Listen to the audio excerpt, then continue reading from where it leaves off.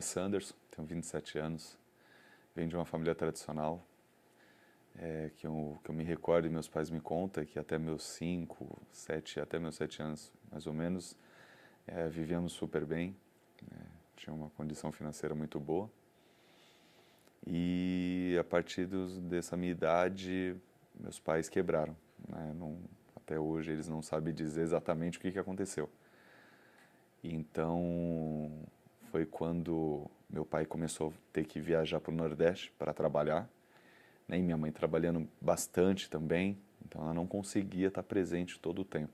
Comecei a usar maconha, já estava fumando cigarro na escola. Eu era de uma outra religião, eu era espírita, umbandista, e eu acabei até então, eu achava que era um dom que eu tinha, porque eu me tornei Ogã. Ogã, para quem não sabe, é quem toca, né? É o responsável de um centro espírita. E dentro de um terreiro é uma autoridade, abaixo do que cuida, né, das entidades, que é conhecido como mãe de santo ou pai de santo, é o Ogã. Então você tem uma certa autoridade dentro de um terreiro. Eu tinha tanto amor até então no que eu fazia, que eu não cobrava. Era normal o Ogã cobrar, quando ele ia em outra casa, cobrar pelo trabalho ali que ele está tocando e tal. E eu não cobrava, porque eu falava que eu não tocava para o homem, né? Eu não tocava para as pessoas que estavam indo lá, eu tocava para os espíritos. Eu gostava de agradar eles, meus guias, né? Aquelas coisas. E só que foi passando o tempo, eu só fui me afundando. Eu só fui me afundando. E nessa época foi quando eu conheci a mãe da minha esposa, que até então, na época, ela também era mãe de santo. E aí, num convite que ela me fez para ir tocar na casa dela, eu conheci a filha dela, que hoje é minha esposa.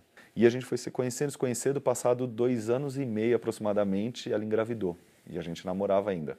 Eu queria ter a vida de solteiro ainda que eu estava tendo, né? Eu ainda era muito jovem ainda. Então eu ainda ia pra balada, eu bebia demais, eu chegava em casa bêbado toda madrugada, todo dia eu bebia e usava droga, todo dia praticamente. Eu era muito machista, eu era muito incisivo no que eu falava, e o que eu falava era lei dentro de casa, e eu não aceitava a opinião dela, só que sem eu saber, ela já estava indo na Igreja Universal. Eu tinha muito preconceito contra a igreja. Eu chamava todos os pastores de ladrão, que aquela igreja era a igreja de ladrão, que eles se aproveitavam do povo, dos pobres. E quando eu desconfiei que ela estava indo na igreja, eu ainda ameacei ela. Eu falei, se eu sonhar que você está tirando dinheiro de dentro de casa para dar para aqueles ladrão, eu te mato.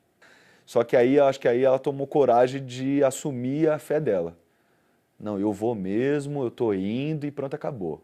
E teve um dia que eu saindo do nosso estabelecimento, eu dirigindo sozinho, me veio um pensamento em me matar.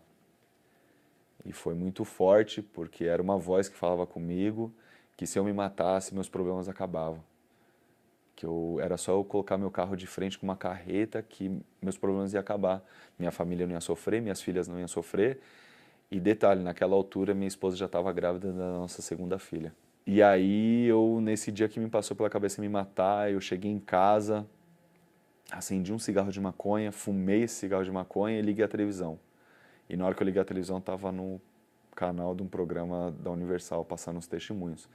E mesmo contra a minha vontade, eu em prantos, chorando muito naquele dia, porque eu não sabia por que estava passando aquela vontade na minha cabeça de me matar, e era uma coisa muito forte, estava quase sendo mais forte do que eu, e um programa que salvou, eu confesso que salvou a minha vida. Depois que acabou aquele programa, eu desliguei a televisão e eu fiquei pensando comigo mesmo, poxa, eu já não tenho mais nada a perder, estou todo endividado, eu não vejo mais saída para a minha situação, já não tem mais saída. O que custa?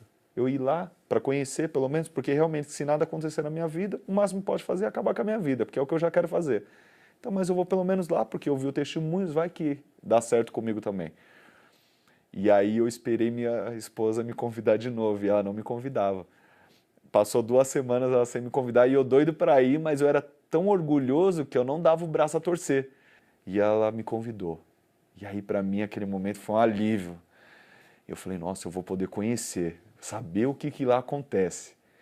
Eu entrei, e o temor da minha esposa no dia era de que fosse a reunião com o Bispo Macedo, porque eu só falava mal do Bispo Macedo, eu não aceitava. Eu falava, não, esse cara aí, o histórico dele já é sujo, o que ele falar eu não acredito. E na hora que ele entrou no altar, minha esposa já olhou para mim assim, já preocupada, porque eu falei que se a reunião for com ele, eu vou embora, eu não vou assistir. E naquele dia foi com o Bispo Macedo, ele tinha acabado de voltar de uma viagem missionária. E naquele momento, eu confesso que deu a vontade de cumprir aquilo que eu tinha prometido para ela, só que ao mesmo tempo eu falei, não, calma aí. Cara, se eu não assistir, se eu não ver de verdade, porque eu ia pelo que os outros tinham me falado dele. Eu nunca tinha visto ele fazer uma reunião. E eu falei, não, eu tenho que assistir. Eu vou assistir porque aí eu tiro a prova, que se realmente for tudo charlatão, se for tudo, eu posso falar com propriedade. Eu abaixei a minha guarda, fui até o altar e ouvi tudo que ele falou e falei com Deus, do meu jeito até então, porque eu não sabia como tratar Deus, eu não sabia como falar com Ele, como me dirigir a Ele, porque o próprio bispo falou, fala com as suas palavras, da forma que você quiser, como você quiser, mas fala com Ele. Eu falei, ó Deus, eu vou obedecer o que esse homem aí está falando em cima do altar. E se minha vida mudar, eu deixo de servir os outros deuses, eu deixo toda essa minha vida errada e sirvo só o Senhor. E ali eu recebi um sinal de que Ele tinha me ouvido e de que eu tinha que obedecer Ele, porque ali eu já tinha paz. Eu estava sentindo uma paz que eu nunca tinha sentido na minha vida, em lugar nenhum que eu tinha ido, eu nunca tinha sentido aquela paz. E aí, a partir desse dia, eu comecei a frequentar as reuniões. E uma reunião que eu fui de sexta-feira, eu vendo aquela situação, eu vendo aqueles espíritos que eu servia, eu vi eles de joelho. E aí me despertou algo que eu falei, poxa, calma aí. Aqueles guias que me prometia, que me protegia, que ia me dar uma vida financeira diferente, enfim. Ele se curvando para esse homem, o que esse homem tem? E foi quando eu descobri que aquele homem era cheio do Espírito Santo. E eu queria saber quem era esse Espírito Santo, porque eu só tinha ouvido falar daqueles espíritos que estavam curvados, eu nunca tinha ouvido falar do Espírito Santo. E nessa busca incessante, incansável que eu estava tendo, numa reunião num domingo, de manhã, eu fui batizado com o Espírito Santo. Eu tento descrever e eu não consigo, porque é uma coisa tão grandiosa, uma coisa tão forte, porque ali você tem a certeza que Deus é contigo, Ele te respondendo. Você se sente literalmente um filho, porque aquele carinho que você recebe dele, de você ter a certeza de que de tudo aquilo que você fez, de todo aquele sacrifício, porque é um sacrifício você largar toda a sua vida, aquela vida que você achava que era boa, as suas vontades, e você nota que ele tem algo muito melhor do que tudo aquilo que você achava que era bom para você. E chegou uma hora que naquele dia eu fiquei radiante o dia inteiro e eu saí dali querendo falar para todo mundo o que tinha acontecido comigo. E eu acho que eu acabei me tornando até chato, porque eu não parava de falar. Gente, eu queria falar de Jesus o tempo inteiro. Eu queria falar dele, eu queria falar do que ele faz, o que ele pode fazer. E, e, e é uma sede que você tem de falar dele, de saber dele, de ler a palavra dele, de poder ajudar as pessoas, de mostrar para as pessoas, gente, calma, fica calmo, tem uma saída, calma, só fica calma. E me ouve. Depois que eu fui batizado com o Espírito Santo, eu conseguia falar de Deus com mais autoridade, com mais certeza, convicção, porque Ele mudou minha vida. A minha filha mais velha,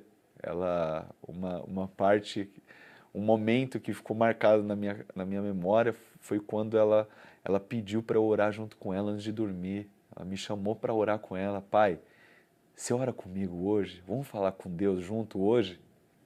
E aquele momento eu vendo ela orar do jeito dela, do jeito mais simples, mais puro. E aquele momento eu fui grato a Deus. Eu tive certeza de que Deus era na minha casa, de que Deus era com a minha família, de que hoje quem era mau exemplo, hoje se tornou um exemplo para a própria filha.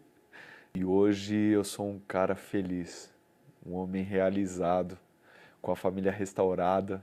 Hoje eu trabalho por conta própria, né? Quando eu cheguei na igreja eu era funcionário. Hoje eu sou autônomo, trabalho por conta própria e hoje eu gero emprego. E quero aqui em público, para que todos vejam que eu quero agradecer primeiro a Deus, por Ele ter me dado a oportunidade de eu mudar a minha vida e de tudo que Ele vem fazendo na minha vida.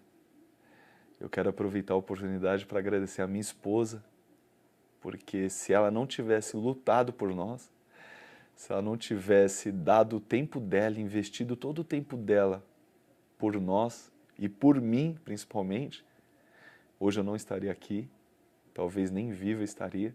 Eu quero agradecer a todos que colaboram pela programação, porque como salvou a minha vida, eu tenho certeza que está salvando milhares de vidas e salva. Eu sou um testemunho vivo de que a programação salva vidas. Eu quero agradecer à Igreja Universal por tudo aquilo que eu já falei de mal, mesmo assim me recebeu sem me julgar, sem perguntar qual religião eu era, o que eu queria fazer lá, não. As portas só estavam abertas e muito obrigado. Muito obrigado.